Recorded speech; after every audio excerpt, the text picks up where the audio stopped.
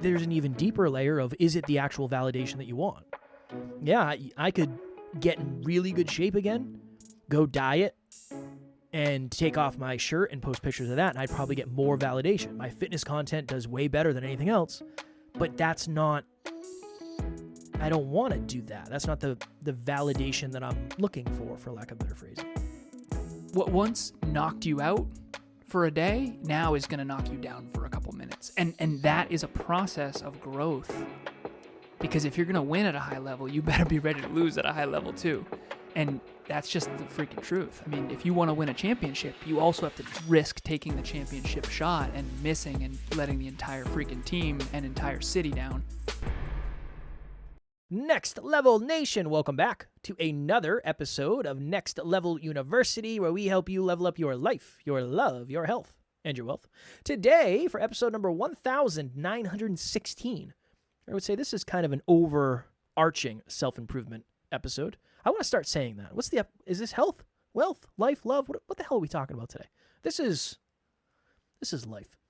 Why starting something new kind of sucks. Almost always. It almost kind of sucks to start something new.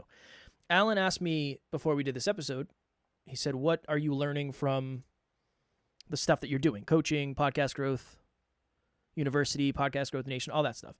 And I said, honestly, starting something new really sucks because Podcast Growth U is 2 years old. I just started a Facebook group a little while ago, probably 2-3 months ago. And it's a reminder of what it was like in the very beginning of Next Level Nation. And I put a question up of, hey, what episode do you want me to do on the podcast? And just crickets. Just nothing. Oh, was it? Just crickets. And again, my relationship Good for you for owning that. Yeah. Well, my relationship with that now is completely different to the point where in the first 2 years of NLU, I was obsessed with listens. Every day. It was like, oh no, and with Podcast Growth U, I look at them, but it's not, I said this to you, I don't know if I said it on the podcast the other day, I'm not thinking of how fast can I get there, I'm thinking of how good can I be there when I get there, or how good can I be when I get there, and I'm trying to adopt that with Podcast Growth U and Podcast Growth Nation, but I mean, it's very humbling. It's very humbling to see a goose egg when you ask a question or something. It's very humbling to, I was thinking of this the other day. I don't know how, don't ask me how I happened upon this, but there was this wrestler who was wrestling at like a gymnasium or something in front of like 10 people. And somebody commented something negative. And the guy said, I don't care if there's 10 people or one person. I'm going to put on a hell of a show. And I was like, good for you. Good for you. But it's really hard, going back to the episode we did about, is it harder to stay humble or maintain belief? When you're starting something new and nobody shows up, that's a really, really challenging thing. That was always my fear. When we used to do events, what if nobody shows up? When we would do a live thing on Zoom, what if nobody shows up? What's the belief underneath that? What does it mean about you when people don't show up? Everyone knows you're a loser. Everyone knows. And the thing that is very important for all of us to realize in this moment, if you're so afraid of no one showing up, you're not going to shoot the shot. Right. Because there's always a chance of that. And two things, starting something new is really scary for this reason, but also sustaining. Because we've had monthly meetups that have had 40 people on them. But some meetups, the last one, I think we had 12. Yeah. And there's a little part of me that's like, damn. Is it more or less than it was at the beginning? What's that part of you like? I don't know. Probably less. No, maybe less more. For me. Maybe it's more. interesting. It's way less for me. Yeah, it's more for me. And the reason why is because there's something that challenges my belief of the compound effect. Okay, this is going to be a turn, and we don't have to go down this road if you don't want to, so steer us back on track if you want. But in the beginning, I feel like we were less intimidating, so more people reached out sometimes. Not always. Like, we have way more impact now globally, but you and I used to be on Snapchat. I used to get Snapchats all the time. I used to get DMs all the time. And I still do, actually. But a lot of it is clients or listeners that are sort of diehards. And I do feel like in some ways certain things were easier in the beginning. And in other ways, things were infinitely more difficult in the beginning. Yeah, well, social media was so much different so different in the beginning. I've been talking to clients about that. It's 2017, 2018 it's a different game. It was a different time. Yeah, different game. Things were just different. The algorithm was everything was different. But I think as I've done it more and more, it's almost, I don't know. I think sometimes when you get hit in the face with your biggest fear and your biggest fear doesn't kill you, you just don't really worry about it that much anymore. Less and less and less. And I'm trying not to lose sight of what it was like in the beginning, because I was talking to a client the other day and I said, yeah, you'll do some monthly meetups or some live podcast episodes. And I said in the beginning, nobody will show up. And then I was like, okay, hold on. Let me dig into that, because it's going to suck. And I understand that's your deepest fear, blah, blah, blah. But that's the truth of it. Most likely nobody's going to show up in the beginning, and that's okay, as long as you're aware of that and you're practicing. And I think this is why it's very important. I'm speaking to me. I'm not saying this has to be this way for everybody. It's very important for me to appreciate mastery now more than I did in the past, because am I getting the impact if nobody shows up? No, not really. Is there any money that comes from that? No. But you're getting better at the thing. And I'm telling you, that was a very important shift for me. It's not about how fast I can get there. It's about how good I can be when I get there. That is I don't know what happened. I don't know where that came from. I don't know what shifted, but it's not, I don't know. It's just a different season, I think. Well, I want to take that one step further, which is you'll never get there unless you get better first. Yeah. And the weird thing with Kevin and I, it's always the opposite. So in the beginning, he was really concerned with no one showing up, and now it's weird when people don't, in a way. Because, I've been doing book club for almost 4 years, and we still have a really awesome shout out to the book club members. We have a really die-hard, some people don't miss. Whoa. However, it's not exactly everyone trying to read this Art of Thinking Clearly cognitive bias book. I always say we're selling kale outside a candy store. So shout out to you guys who are out there doing it. And I think it's unbelievably valuable. Brandon's like, this is free coaching. Why doesn't everybody do this? I don't know. I guess, maybe, I don't know. I really don't freaking know the answer. To me, it's the most valuable thing ever. Like, let's do it. There's a lot of things going on Saturday at 12:30. I think that's a great point. The time slot makes it hard too. It's a great point. In fairness. But all of this comes down to when you start something, it's almost like everything in between. Start and sustain are the two hard parts. We have these 5 S's of success, and I do these in my coaching all the time. It's sacrifice, struggle, suffer, success, and then sustain.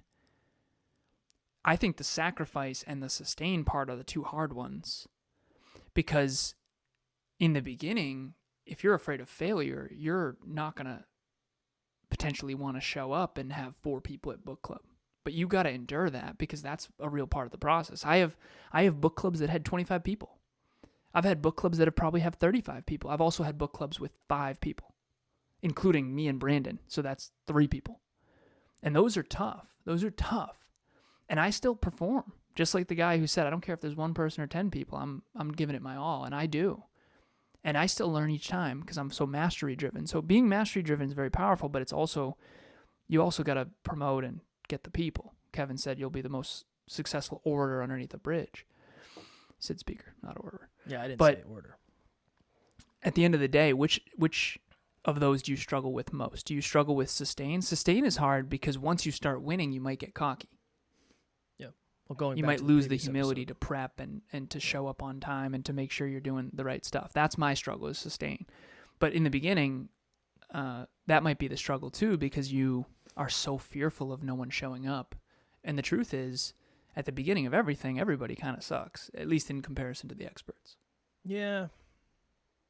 It just makes it hard when you compare to what you see other people doing. That's what makes it super hard is, again, where somebody is today, we often think that's where they've been forever, and they don't really. Some people do, but not everybody talks about month 1, month 6, year 1, what it was like back then. I wish that we lived in a world where everyone showed that. Same, because it's definitely different than people think. Yeah, it really is. That's why we did a meetup way back, and I put up a picture of Amazon.com in 1994, and it's this beat-up old office with Jeff Bezos just sitting there, just a complete, and again, I'm being playful with this, but just a complete loser. And he asked for investors, and they said, "What's the internet?" They didn't, and now he's Amazon, so, people see him now. Now, is everyone going to be Amazon? No. Is everyone going to be Jeff Bezos? No. But everyone's starting there. Yeah. And I think that's where all the doubts, if you need outside validation to keep going, that's when things get really dangerous. Because there's a couple different kinds of outside validation. Shout out to my mom and my grandmother, who in the beginning listened to everything and liked. My grandmother still likes almost everything on social media, not as much as she used to. Shout out to Mima. Shout out to Mima. But if anything, that was like the opposite for me. It was like, well, I appreciate it, but if only my mom and my grandmother are liking my content, that's not a good look. We're in trouble. This is trouble times. And I still have posts that get 3 or 4 likes. Whatever, it is what it is, and that's why I'm okay talking about it, because it's not that big of a deal in the grand scheme of things. There are other indicators of success that matter far more to me at this point than how many likes I'm getting on social media or whatever. Are we focused on improving social media? Yes, of course. You know what came up for me during this? It bothers me because I don't understand. That's what bothers me more than anything. I just don't understand, because I see people post stuff that seems very similar to our stuff, and they get a lot of love, and I just don't understand sometimes. So yeah, in the beginning, I don't think it bothered me at all. If anything, it was better than I expected. But in the tail end, I mean, we've been doing this a long time. Sometimes I'd be lying if I said it didn't bother me that I don't understand why. That's really what bothers me most, is when I don't get it. I just don't get it. Some of our content is just unreasonably valuable. It's so unbelievably valuable, and I'm not allowed to say that because it's my content. But it is. I've seen it change people's lives, and I'm glad that we are going to do it regardless. But God, it's hard. Sometimes it doesn't make any sense. Yeah. It's hard. Well, that's the other thing. And again, this is like a privileged thing to say. So sit with me. Ride with it as I go through it. A lot of people think, okay, well, when I get to X amount, X this, X result, then I'll feel better. Yes, and the dips are also a lot bigger. Mm-hmm. Yeah, when you go from whatever it is, having a very successful month to a very skimpy month, or a lot of listens to very little listens, that can really be hard, because it can bring you back to the way you used to feel, and it can make you question who you are as a person. And that, you want to talk about an identity crisis. I have had those so many times along this journey. And now, I don't know. I think because deep down I know, if you and I were, something happened and we were put on whatever the big nighttime show is, or daytime show, I don't know, I don't watch that kind of TV, would that help us a ton, and would we get new exposure and new eyes, and it would grow the business? Yeah, for sure, that would be a big thing. But we're not going to go viral, most likely. That just isn't going to happen.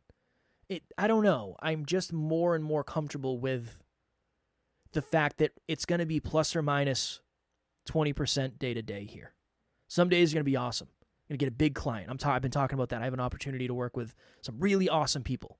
I have a lot of really cool clients that have come in recently. That's awesome. But I've also had months where there were no clients.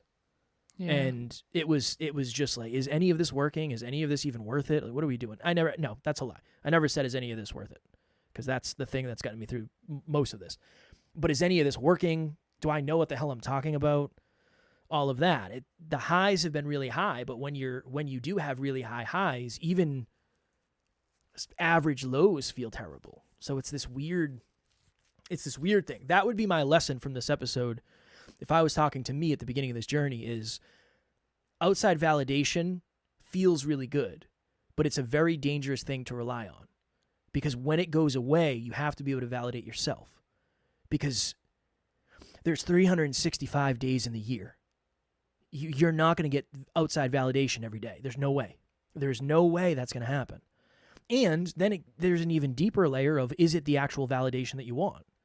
Yeah, I could get in really good shape again, go diet, and take off my shirt and post pictures of that, and I'd probably get more validation. My fitness content does way better than anything else, but that's not, I don't want to do that. That's not the validation that I'm looking for lack of better phrasing. This is a rabbit hole of a conversation, because early in my self-improvement journey, I was fitness model, fitness competitor, fitness coach, and there was a lot of external validation, of course, from the fitness modeling. And self-improvement is just less sexy, metaphorically and literally. And two things I want to share here. I want to make sure I don't forget the second one. You were talking about the highs and the lows and how the first thing I want to share is we have 54 podcasters we work with, plus the 11 from group coaching. So that's 65 podcasters we work with. And that I have 28 clients right now. And I'm very, very grateful. And Kevin's very, very grateful. And that's awesome. And it's been a long road to that level. Let me unpack this a little bit. When I say that, that's whatever. 65 plus 28. What is that? 65 plus 28, 30, 95 minus 2, 93. 93. Okay, so there's 93 clients that we work with. And in the beginning, Kevin and I started from nothing. We started from coaching 2 people for free. So 95 clients is awesome. But here, let me take you through the journey. First, it's 2 clients for free. Then it's 4. Then it's back to 3. Then it's 7. Then it's back to 5. Then it's 9. Then it's back to 7. Then it's 15. Holy crap, we made it. And then it's 12. What the hell is happening? And then it's, right, you lose. I've coached hundreds of people. Hundreds. I've done 297 free breakthrough sessions. And that's honestly low, because I've done several since that I haven't updated my thing. Of all the hundreds of people that I've coached over the years, I still only have 28 left. So I've taken more L's than any W's. So it's really cool to go from 0 clients 7 years ago to 93, you said 93 clients now. But how many clients have we lost? How many team members have we lost in comparison to how many we still have? We have 17 team members now, but we had 22 at one point. So it's you hit a new level and then you sometimes go back. And to your point, as long as the trend line over time is up, but let me tell you what, going from 22 to 17 or 7 to 5 or 50 to 42, it still hurts. Yeah. It still affects you. It still messes with you. Wait a minute. I've had clients that I've helped 10x their income and then leave. And it drove me bonkers. Because I would rather suck as a coach and have you not have achieved your goals. That's what breaks my brain. That's what messes me up, is when the content gets better and the results don't. It messes with my brain. Next Level Nation, what is happening? If you've thought to yourself, I want to try coaching, but you don't really know where to start, group coaching would be a wonderful place for you. That's really why we created it in the first place. We start a new round every 90 days. So if you're hearing this, go to the website, nextleveluniverse.com, and we have the landing page where you can actually hold your spot right now. Even if there's a group going on right now, you can still lock your spot for the next one. The biggest thing that we've seen is as we get closer and closer to the date, unfortunately, some people end up missing. The group fills up and they can't do it, and then they end up regretting that. So please head over to the website. The link will be in the show notes, and we would love to see you there. And I had another client, she might even be listening right now, and she signed a $35,000 contract, and that's awesome. And it was we achieved all 3 of our Q4 goals together. And she said, I'm just going to take a break. I'm coming back. Don't worry. And I said, to be completely vulnerable and honest, I don't believe you, and that's okay. If you never come back, do you. But I got to be honest, like, can I have some constructive feedback as to why you're taking this break? Like, we just achieved literally every goal you wanted to achieve. And Kevin's got some theories on that. But my point is that this journey is going to mess with you. Whether you're on my end of the Drive to 5 or Kevin's end, whether you're super confident in your abilities or not, it's going to mess with you because the highs are great, but the lows come after the highs, and it's a constant cyclical up and down, up and down, up and down, up and down, up and down. But the trend line over time is up. So if you were to trend line the last 7 years, the road to 93 clients, for lack of better phrasing, I mean, the amount of dips in that journey, I mean, if you can't handle the dips, you're in trouble. You're going to quit because the dips suck. The dips suck so hard. And most people don't talk about them. I think last year in Q4 was the Q3. Was it Q3? 19 clients. Yeah. So we got 19 podcast clients in one quarter. That was a good, really good quarter. Really good. Really, really good. And then we freaked out in Q4 because now you have to deliver. Yeah, but I was going through an internal struggle of those clients, a bunch ended up leaving. Yeah. A bunch stopped doing their podcast. They went in different directions. What's the most clients you lost in a month? Oh, jeez. 6 maybe? Dude. It was brutal. These are people we care about. These are people we work for in a way. We serve these people. I mean, losing clients sucks. Well, it depends this is the other thing. Again, shout out to John Laredo. Client's been with us. I mean, he's on and off now. He doesn't produce as many episodes as he used to, but started in 2020, I think. Beginning of 2020. Yeah. Because it was pandemic. 5 years ago, yeah. Yeah, he said, Kev, the press is never right. You're never as good as they say, and you're never as bad as they say. I think it's the same thing when, cool, you got 19 clients, strong work. Keep doing what you were doing. Oh, shit, you lost 7 clients? That sucks. Keep doing what you were doing. The steadfast, that's a word I've been using. And not just keep doing what you're doing. We'll do it better. Lose 7 clients and then go do it better. Yeah. And that's what Kevin and I can say authentically, as much as I'm scared to share this, is we always went back to the drawing board. When we had 19 clients in one quarter, okay, brother, what are we doing well? Yep. What can we do better? When we lose 7 clients in 1 month, okay, brother, what are we doing wrong? Well, I what was can we do freaking better? out. I was freaking out. I couldn't. It's like, dude, I don't want to go get new clients because I'm afraid they're going to leave. And I'm going to go through this. Yeah. But here's the thing. This is the weird thing, and then we'll get out of here because I don't know how long because we did back-to-back episodes, but we're got to be coming up on close to 20-something here. In the very beginning, I was so afraid to ever even get a client because I was terrified of sales. I didn't want to talk about money. I didn't know how to do what most people were asking. And eventually that became normal. It's like I talk about money all the time. Oh, what you're looking for? Yeah, it is X amount. Mm-hmm. I had a conversation with someone. It's like, yeah, that's $10,000. What you're looking for is $10,000. And it was just it was a very weird, we were talking about something and I said, this is what I would do if I was you. But I said, it's easy for me to say because I'm not paying. And they said, well, yeah, but how much is it going to be? And I said, honestly, it'd probably run you about $10,000. And these people they have a lot of money. So $10,000 to them, believe this or not, it's not that much money to them. It's all relative. It's all relative. But that conversation, I couldn't have had that in the first year. Are you kidding me?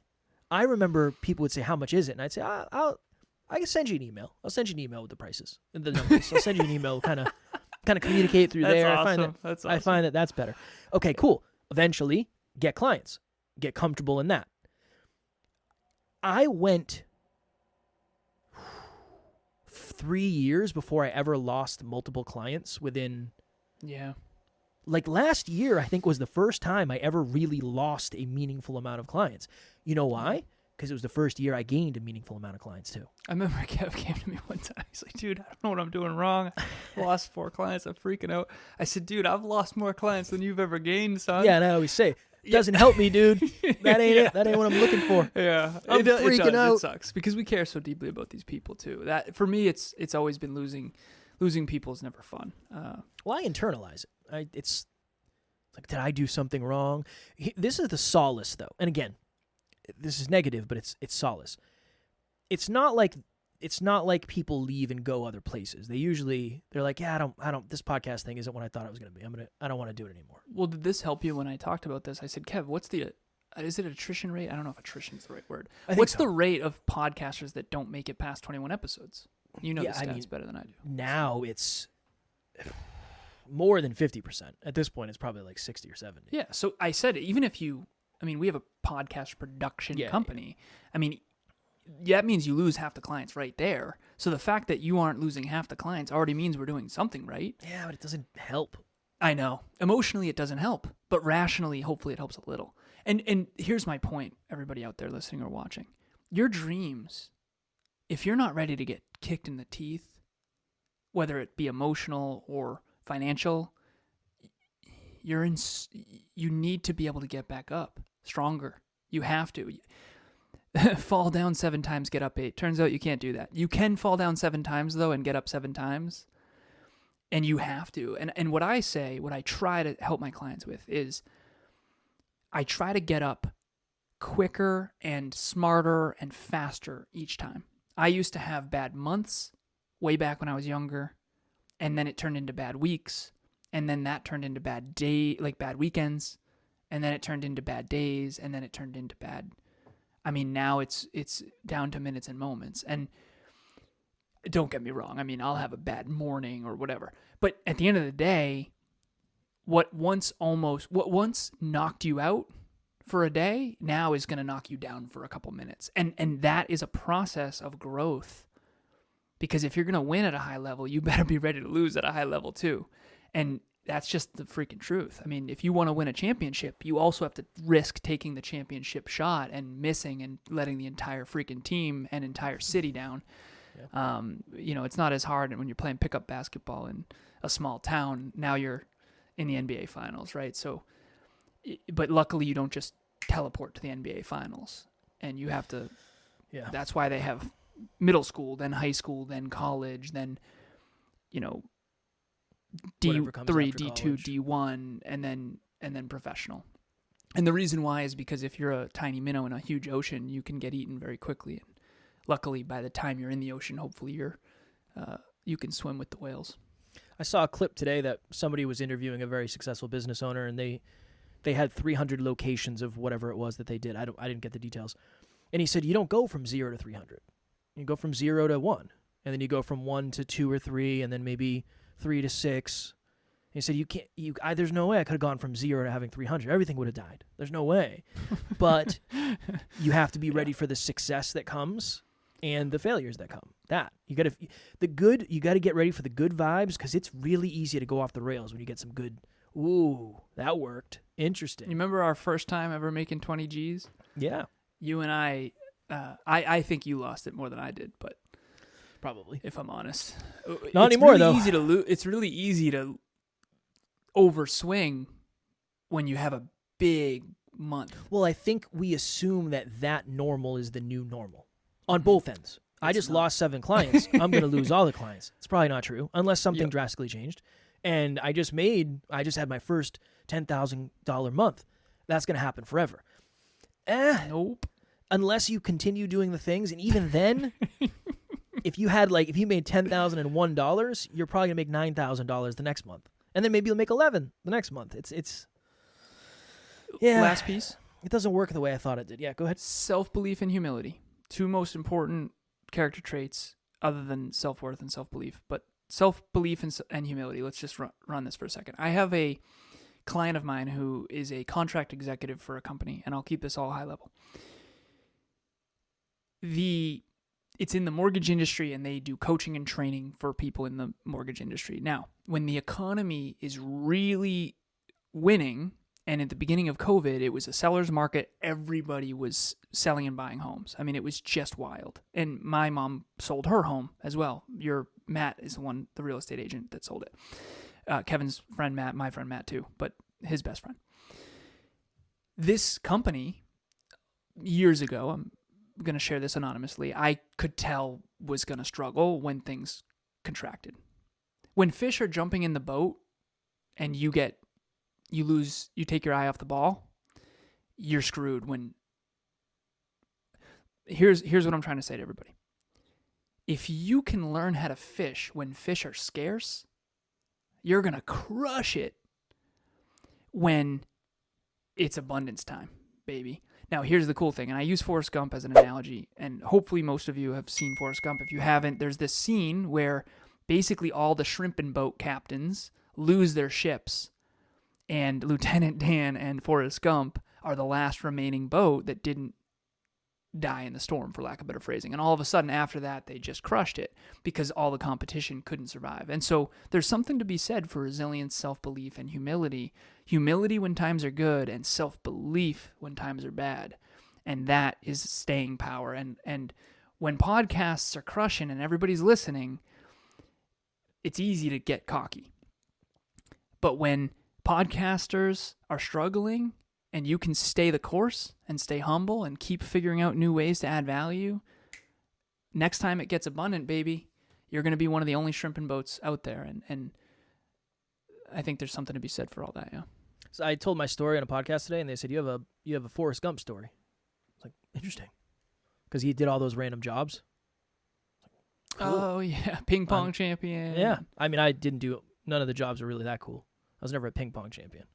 I never vesseled a shrimping boat. Not yet. I don't think so. Next level shrimping boat. Maybe in the future. Who knows? I have some business ideas I could run by you.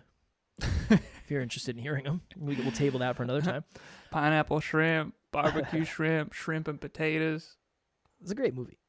I love that film. Far ahead of its time with their CGI, putting them with the president and all that stuff. That was far ahead of its time. It's a great movie. It's a great film. Very inspiring. All right. Very inspiring. Next also Level Nation. Wildly not true. Yeah, no. I thought it was based on a true story at the first time I saw it because I was 6 years old. If you want to make sure you never miss an opportunity to get to the next level, make sure you're subscribed on whatever platform you are watching or listening to us on. And if you know someone who would find value in the weird, strange, deep, hopefully philosophical and valuable conversations that we have, let them know. Share this with a friend, share this with a family member. Maybe it's your loved one. One of the best ways to grow a podcast is by word of mouth. And if you know somebody who would take value, we would appreciate you bringing them into the community so we can serve them at a deep level, and we'd be greatly appreciative of that.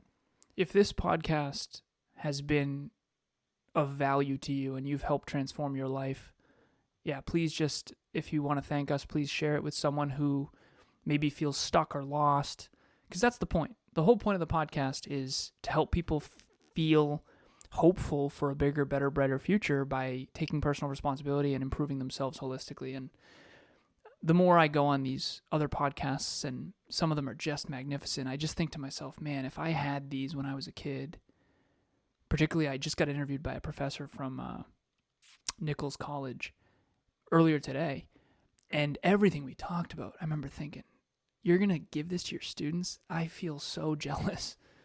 Because I didn't understand any of this when I was their age. And if I did, I would have been ready. I would have taken it in. I know I would have. I would have at least taken something from it. So I would not have. Please share self-improvement, spread self-improvement. It's going to help the world. 100%. I would not have taken it in, most likely. Yeah. I went to Nichols. Did I ever tell you this? I went to Nichols College one time. Okay. I got drunk. A couple friends of mine. What happened? I was playing pool at one of the rec rooms. My shirt came off, as it did often when I drink. And then there was almost a scuffle, believe it or not. Oh. Yeah. Some young lady came up to me and was interested, and her boyfriend was not happy about it. And there was almost a small scuffle. That makes sense because you took off your shirt. She was interested. The boyfriend was insecure. Well, I feel like he had every right to be angry. In fairness, right? I'm not saying he did anything wrong, but I think I've visited colleges 2 times, and neither time have gone well for me. So it's probably good that I didn't go. Other time, real quick. I'm going to tell you this story real quick. I went to visit Matt. So Matt went to UMass Dartmouth. Mm-hmm. Went to visit Matt. Again, I had never been to a college before. Isn't that college all concrete? Yes. Yeah. Yeah, it's depressing as hell. Is it really? Yeah. Yeah, isn't like Makes sense. I think that's like a big architecture school or something. You think like they'd make the buildings better than they are eventually. But I remember we were like pre-gaming to go out, and I was like, "Oh, this is awesome." And they're like, "No, this is the pre-game, Kev. Like we're gonna go out to the bar after this." And I was like, "I can't go. I don't think I think I've had too much to drink already." This is You like didn't know how to party. no, I did Yeah, not. it's you guys a marathon, not a sprint. Well, it was a sprint for me. We go out to this place, and the rules. I mean, I think you can just get away with anything. I bump into, and again, I was very drunk, and I was angry. I was angry at this age. I bumped into this kid. Okay, this kid at the time, Matt was good friends with What were him. you angry about? Just life in general. Being dealt a bad hand. I was just, You know, pretty much. I bumped into this kid, Alan. At Very the time, self-improvement oriented at this point. You very. big At into next At level. the time, this kid had I think the bench press, the squat, and the deadlift record of the school. This kid was freaking huge. Like, I don't know. I'll have to ask Matt next time I see him, but probably 6'3", 6'4", like 265 pounds. And I bumped into him and I said, "What are we gonna do here, man? We got an issue?" For reference, by the way, that's Yeah. basically The Rock.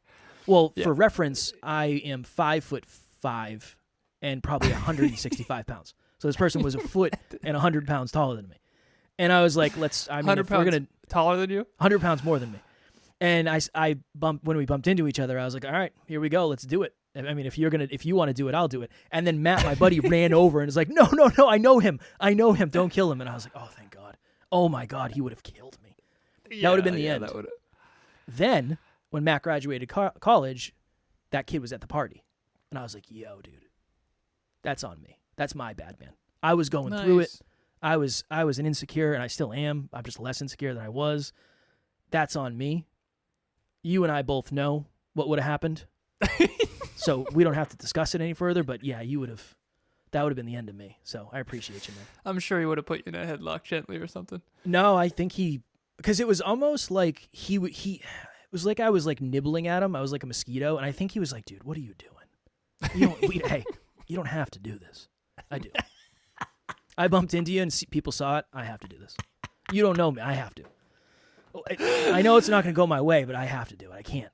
And then Matt came in and like a referee. That's the never quit kid in you. Well, sometimes you should. The almost died kid. Yeah, sometimes you should quit. Sometimes you should quit. The way you do one thing is the way you do everything. You know what I mean? Very all in. Unintelligently is what I would say about me. All right, That's we're going to funny. go. So we don't have any more stories. I think it's important for people to hear these stories because, you know, we've definitely gotten to many of our goals and dreams, and it's important to realize that at one point we were reckless. So I've made many mistakes. we both were reckless. I would For sure. I would say that for sure. Yeah, we've made many mistakes for sure. Oh yeah, I can think Just of less several. Less today than before. Actually, Significantly less. no, I'd say probably more today than before, just less stuff like that. I mean, how many mistakes did you make today? Yeah. More mistakes, but less catastrophic, unintelligent, reckless ones. Less reckless mistakes. And ego mistakes. That was an ego mistake. Definitely. People saw me bump into him. I think I'm going to back down in front of these girls. Take your best These shot, girls I'll son. never see again. Yeah. Yeah. Take your best shot. I'll give you one. Done. Into space. All right. As always, we love you. We appreciate you. Grateful for each and every one of you. And at NLU, we don't have fans. We have family. We will talk to you all tomorrow. Talk to you soon.